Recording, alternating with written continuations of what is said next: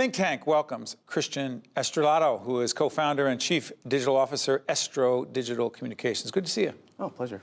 Describe your company. Well, Estro Digital Communications, we're a digital marketing agency, and we focus on website development and e-commerce, and we focus on medical, hospitality, and real estate industries. We were your friends, our friends as well at Commerce and Industry told us about you, and they told us about the fact that you're involved in something called Generation Now.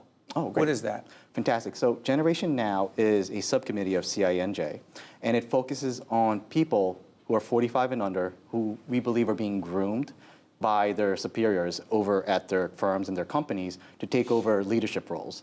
The biggest thing that we wanted to do was to both not just train millennials in the workplace, but also give them a sense of recognition and sort of empowerment for them to actually start growing. And so they don't just leave their jobs that joke 2 years and quit. A lot of the people on our group, Generation Now, they've been at their companies for about 5-10 years already, and they started in their 20s. So give us some advice.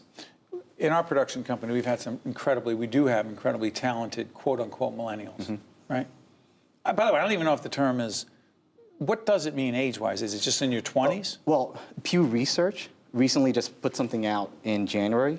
Millennials now considered 1981 to 1996. Really? The Centennial is 1996 and up. But the funny thing is about millennials is that they really, that millennial attitude that you talk about really don't kick in till the mid-80s to the 90s. So I was born in 1981, and I'm in that cusp of Gen X and millennial. But there is a different sense of attitude for that. What do you think it is? Because I've been fascinated by the talent, the commitment and hard work of the millennials we had. But in all candor, there are times that it's tough to keep millennials. And I often ask, is it us? What are we doing? What could I be doing differently? And then I ask, is there something different about certain millennials and about the millennial culture, if there's such a thing, that moving on is the norm, even if it's a decent gig? You know what? I think that's two very good questions. First, I think with the millennials, I just think because of social media, they ended up with a lot of instant gratification where they're looking for that promotion or that big job promotion instantaneously. But, you know, being an entrepreneur, it takes years. It takes I know. Exactly, yeah. Exactly. You're very Some of us are still working on it. Exactly, and people don't understand, millennials don't understand that it's not social media. You can't get 10,000 likes in 10 minutes and expect that to be your career. So that's the first part when it comes to millennials. And the culture, the one thing I do agree with millennials, and since I'm in that cusp, that beginning, they started asking questions at work, they started saying, is this the proper process? And we're very project management oriented, and some of our people in our company started questioning, hey, you know what, is this a better process? You know, and that's something that I enjoyed, especially with some of our interns that we hired. They're saying, maybe you should think of something differently. You talked about getting millennials ready to be leaders. I'm not talking about the technological piece of it, the social media piece. That part, many millennials are really good at.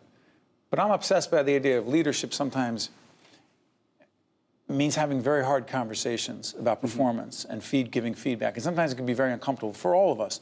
Do you think that getting and receiving feedback for millennials that's negative and less than glowing is harder because of the generation they're in?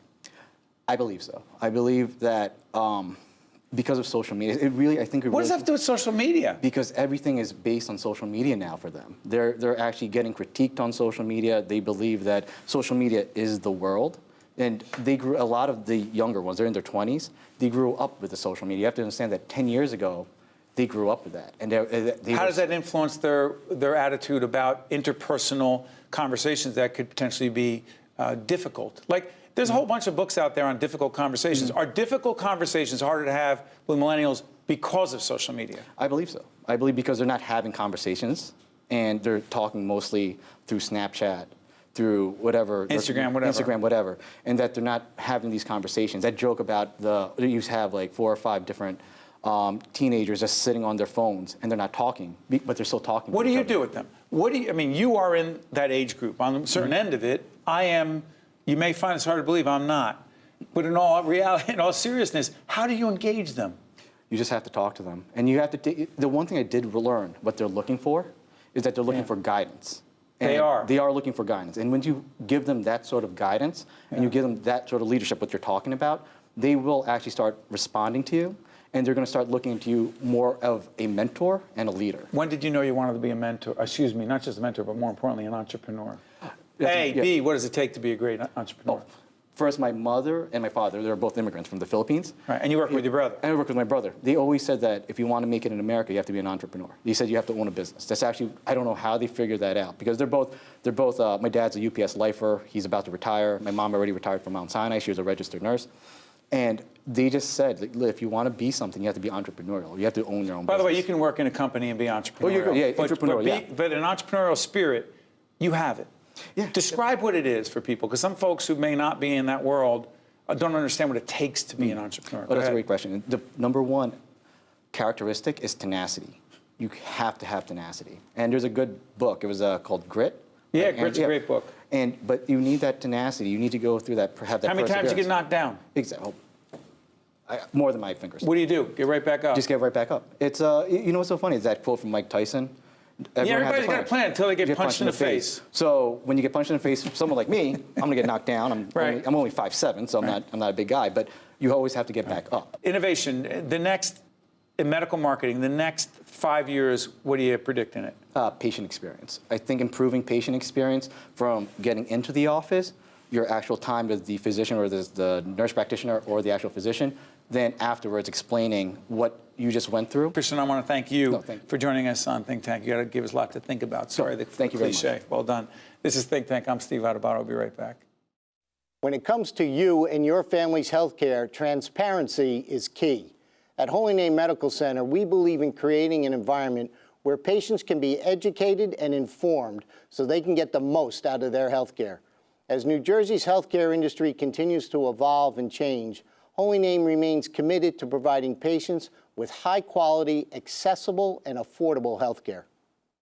Also brought to you by Choose New Jersey. Our mission is attracting companies to the Garden State. And by TD Bank.